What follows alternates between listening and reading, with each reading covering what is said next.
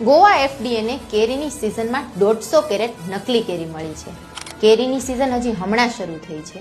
હજી ખેડૂતોએ કેરી પણ નથી ઉતારી, તો માર્કેટમાં આટલી બધી પાકી કેરી આવી ક્યાંથી?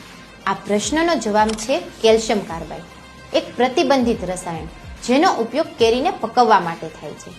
આ રસાયણના લાંબા સમય સુધી સંપર્કમાં રહેવાથી અલ્સર, ઉલટી, શ્વસન સમસ્યાઓ અને ન્યુરોલોજીકલ નુકસાન પણ થાય છે. તો તમે નકલી કેરીઓને કેવી રીતે શોધી શકો? નંબર 1, કલર જુઓ.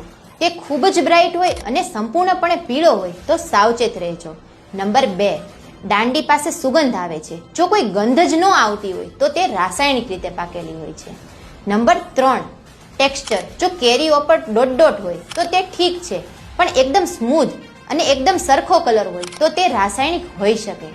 તો આ વિડીયોને હમણાં જ તમારા મિત્રો અને પરિવાર સાથે શેર કરો અને મને જાગૃતિ ફેલાવવા માટે મદદ કરો.